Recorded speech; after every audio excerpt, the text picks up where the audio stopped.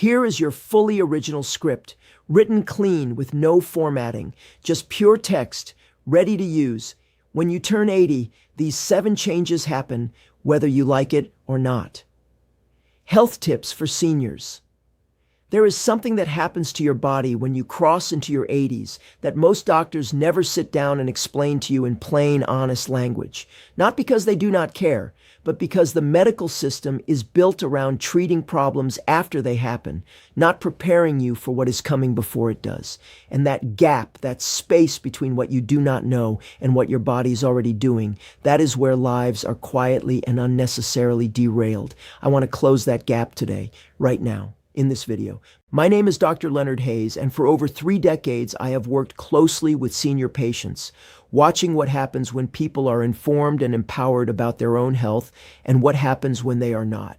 The difference is not small. It is the difference between maintaining your independence and losing it, between staying mentally sharp and fading into confusion, between falling and not falling, between a full and engaged life and one spent managing one preventable crisis after another. So let us talk about the 7 things that happen to your body when you reach your 80s. Not to frighten you, not to discourage you, but because knowing this information, truly understanding it, is one of the most powerful health tools you will ever have access to. And I promise you, by the end of this video, you are going to feel more informed and more in control than you have in a long time.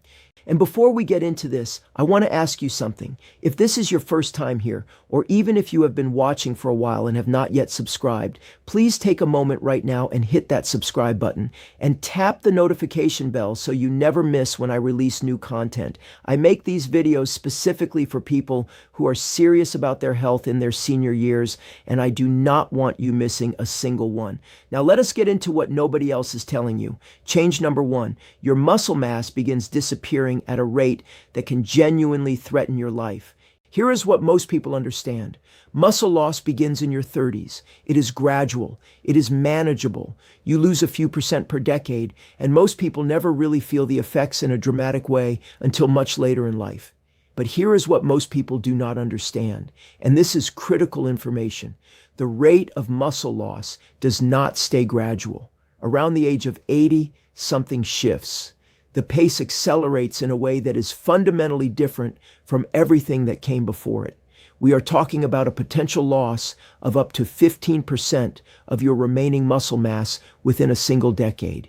In some individuals who are sedentary, nutritionally deficient, or dealing with chronic illness, that deterioration happens even faster. This condition is called sarcopenia, and at 80 plus, it becomes one of the primary threats to everything you value about your daily life. Now here's why this matters beyond how you look or how strong you feel at the gym. Muscle is structural. Your muscles are the living architecture that keeps your skeleton stable, your posture upright, your joints protected, and your movements controlled. When that architecture starts collapsing, you do not just feel weak. You become vulnerable in ways that can change everything in an instant. A fall at 80 is not the same as a fall at 50, not even close. Medical literature consistently shows that somewhere between 20 and 30% of adults over 80 who sustain a hip fracture will not survive to see their next birthday. They do not die from the fracture. They die from what follows: the immobility, the blood clots, the pneumonia from being bedridden, the systemic decline that sets in when a body that was already fragile is pushed past its limit. What can you do? This is where I want to shift the conversation because this is not hopeless. Research confirms that resistance training remains effective well into your 80s and 90s. Your muscles still respond to the stimulus of exercise. They still grow, adapt, and strengthen. The key is that the exercises need to be appropriate, consistent, and supported by nutrition. Chair squats, seated resistance band exercises, light dumbbell movements, body weight work done safely with support from a chair or wall. These are not lesser forms of training. These are the exact forms of training that your body needs and responds to at this stage of life. The goal is 2 to 3 sessions per week, every week, without exception. Protein intake is equally critical. The majority of seniors over 80 are chronically under-consuming protein, which means their muscles do not have the raw materials needed to maintain themselves. Aim for at least 1 gram of protein per kilogram of body weight each day, spread across multiple meals. Your muscles cannot process a massive protein intake all at once, so spacing it throughout the day makes an enormous difference in how efficiently your body uses what you are giving it. Change number 2.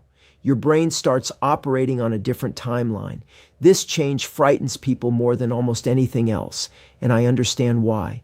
But I want you to understand what is normal and what is not, because the confusion between the two causes an enormous amount of unnecessary fear. After 80, virtually everyone experiences what clinicians refer to as slower cognitive processing speed. This means it may take you slightly longer to recall a name. You might search for a word in the middle of a sentence and find yourself pausing for a moment before it comes to you. Decision-making and problem-solving might feel like they require just a little more effort than they used to. This is not Alzheimer's disease. This is not the beginning of dementia. This is a natural shift in how your brain processes information, and it is something that happens to almost everyone to some degree. However, the risk of actual dementia does rise significantly after 80. By the age of 85, roughly 1 in 3 people will have some form of clinically measurable cognitive decline. That number demands our attention and our respect. The most powerful thing you can do for your brain, outside of medication, is to refuse mental stagnation. The brain responds to stimulation the same way muscles respond to exercise. Use it, and it maintains itself. Stop challenging it, and it declines faster. Social engagement is one of the most potent brain protectors we know of, not just intellectually, but biologically. People who remain socially connected, who have regular conversations, who laugh with others, who participate in their communities, show measurably slower rates of cognitive decline than those who become isolated. Isolation is not just lonely. It is neurologically damaging. It raises your cortisol levels, disrupts your sleep, accelerates inflammatory processes in your brain, and reduces the production of the neurochemicals your brain needs to stay healthy.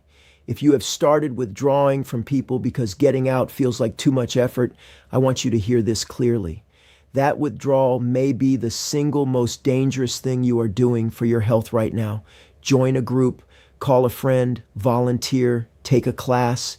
It does not need to be grand. Even small, regular moments of genuine human connection provide your brain with something no supplement or prescription can fully replicate. Sleep is the other piece of this that most people severely underestimate. Your brain uses deep sleep to flush out toxic proteins, including beta amyloid, which accumulates in people with Alzheimer's. Poor sleep equals accelerated protein buildup equals faster cognitive decline. If you are sleeping poorly, that is a medical issue worth addressing, not just an inconvenience to accept. Speak with your doctor about sleep. It could be one of the most important conversations you have this year. Change number 3, your bones become dangerously fragile in ways that most people are not prepared for. Bone density loss begins decades before 80. But at 80, many people have reached a point where the bones have thinned so severely that what would have caused a bruise at 60 can now cause a fracture. And this applies to men as well as women, though women do face a steeper curve due to the hormonal changes of menopause. What most people do not realize is that it is not just about thinning. The internal structure of your bones, a sponge-like lattice called trabecular bone, becomes increasingly porous and mechanically unreliable after 80.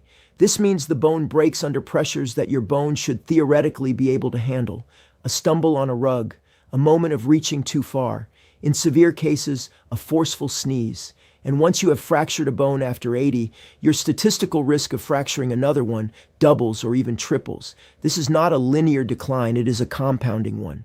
First, get a bone density scan if you have not had one recently. Know your numbers. You cannot manage what you do not measure. Second, calcium and vitamin D are non-negotiable. Adults over 80 generally need at least 1,200 milligrams of calcium per day and between 800 and 1,000 international units of vitamin D. Have your doctor check your blood levels of vitamin D, because the majority of seniors are running deficient and do not know it. But the single most effective thing you can do for your bones beyond supplements is weight-bearing movement. Every step you take sends a mechanical signal to your bones. That signal tells your body that these bones are being used, that they matter, that they need to remain strong. Your skeleton literally responds to load by reinforcing itself. Stop moving, and your bones receive the opposite signal. They begin to break down even faster because your body senses they are not needed. Walking every day is not just good for your heart or your mood. It is a direct intervention for your skeletal health. Change number 4.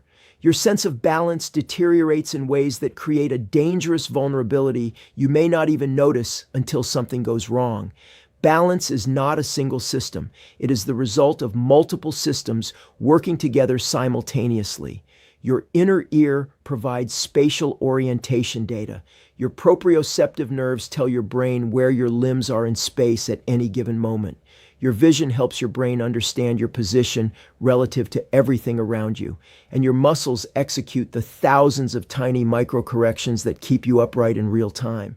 After 80, all of these systems begin to lose accuracy and speed at the same time. Your vestibular system becomes less sensitive.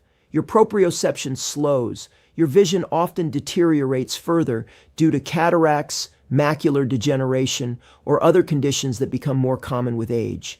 And your muscles, as we have already discussed, are weaker than they were. When all of these systems decline together, the compounding effect is what makes falls so common and so dangerous in adults over 80. The answer is balance training, and it needs to be a daily commitment, not an occasional activity. Standing on one foot while holding onto a stable surface, walking heel to toe along a line on the floor. Tai Chi, which has decades of research supporting its effectiveness for balance in older adults.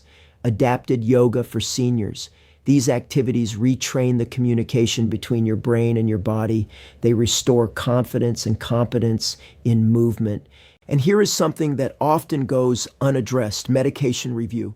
Many adults over 80 are managing multiple health conditions with multiple medications, and some of those medications, blood pressure drugs, sleep aids, certain antidepressants, antihistamines, even some pain relievers, have balance-disrupting side effects: dizziness, lightheadedness, drowsiness.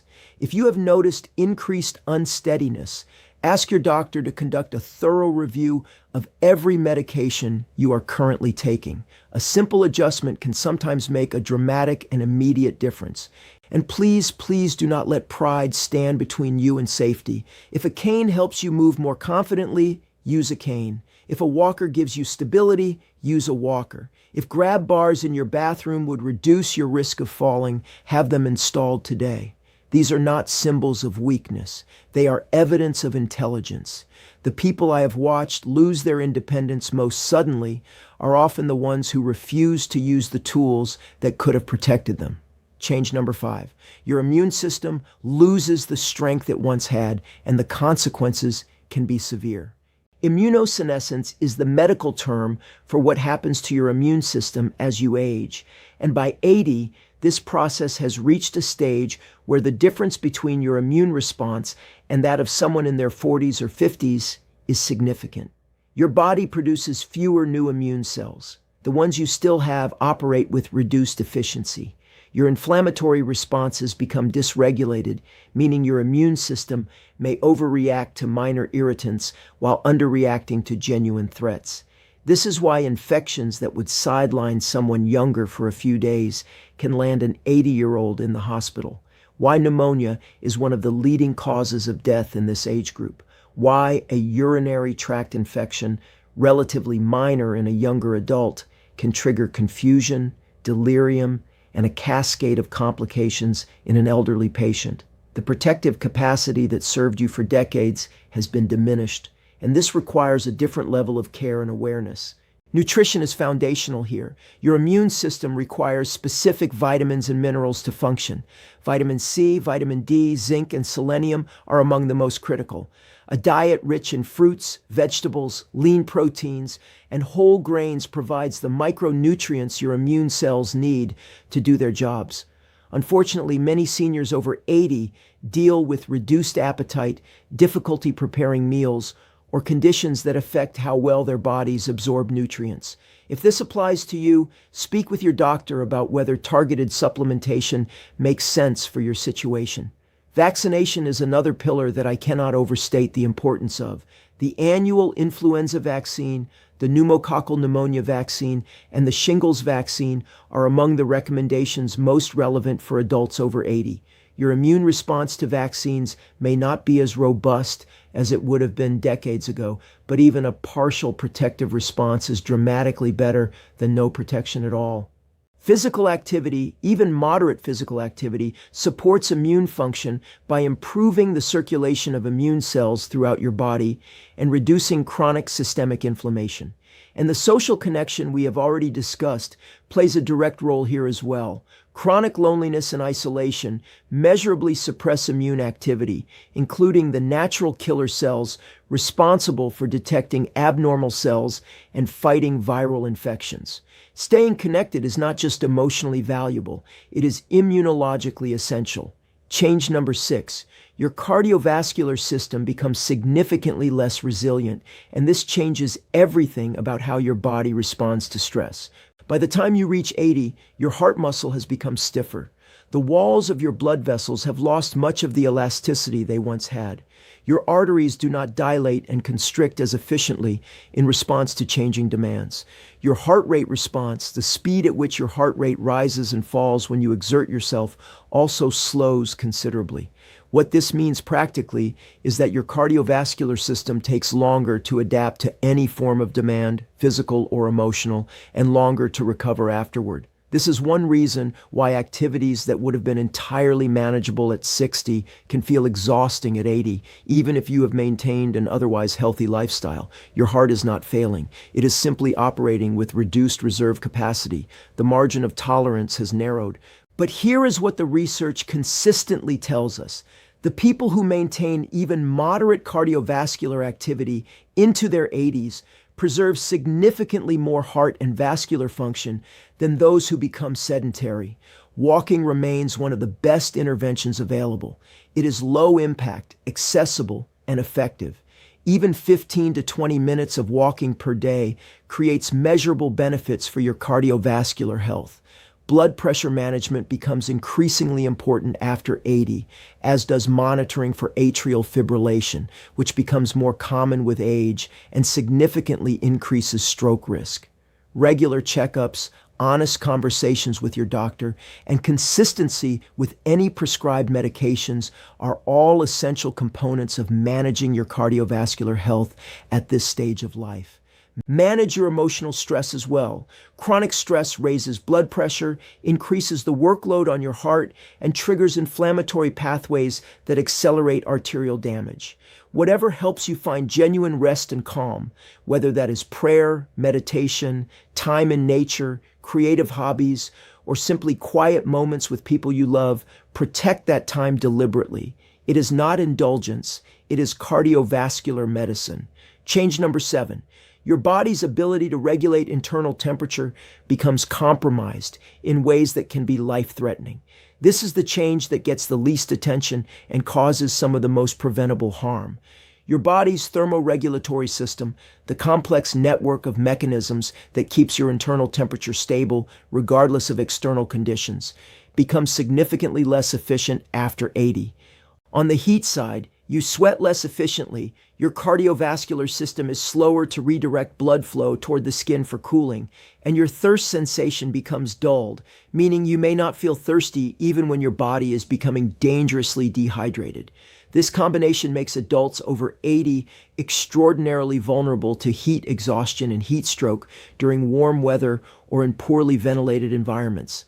On the cold side, you generate body heat less effectively, you lose it more quickly, and your body's ability to signal that it is too cold through shivering or an acute sense of chill becomes less reliable. Hypothermia can develop in elderly adults at temperatures that would not even be uncomfortable for someone younger. Staying properly hydrated is one of the most important daily habits you can build after 80, even and especially when you do not feel thirsty.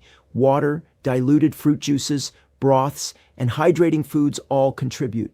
Avoid excessive caffeine and alcohol, both of which promote dehydration.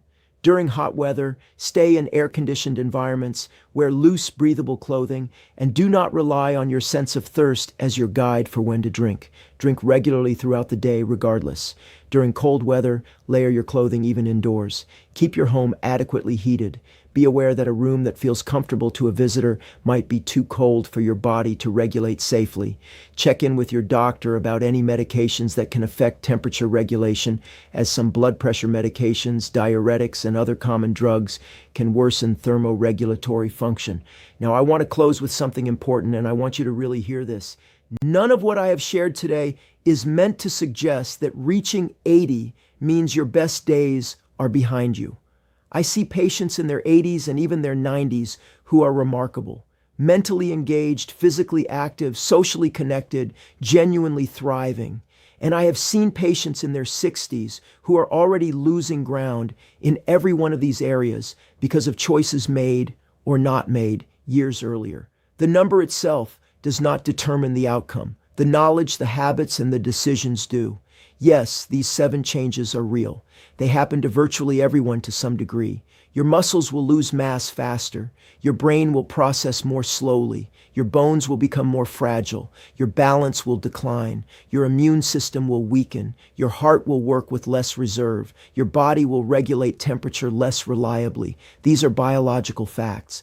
But the degree to which they happen, the speed at which they progress, the impact they have on your actual daily life, that is where your choices matter enormously. Every day you make decisions: what you eat, whether you move, whether you sleep, whether you reach out to someone or stay isolated, whether you see your doctor and have honest conversations about your health. Those decisions, compounded over time, determine whether these changes happen to you quietly in the background while you keep living your life, or whether they accumulate into the kind of decline that steals your independence before it's time. I want you to live fully. I want you to stay sharp and mobile and connected and present for the people who love you. And that is exactly why I made this video, because you deserve to know what is happening in your body and what you can actually do about it. Now, here's what I need from you. Drop a comment below right now and tell me which of these 7 changes concerns you the most. Is it the muscle loss, the cognitive changes, the balance? I read every comment personally, and your responses help me create the content that serves you best. Your question might even inspire my next video. So leave a comment, share this video with someone over 70 who needs to hear this. And if you have not yet subscribed to this channel, do it right now. Tap that subscribe button and ring the notification bell. New content drops regularly, and every video is built around real information that can genuinely make a difference in your health and your life. This is Dr. Leonard Hayes reminding you that your body has carried you this far for a reason. Give it the attention, the movement, the nutrition, and the care it deserves now, and it will carry you further than you imagine. Take care of yourselves, and I will see you in the next video.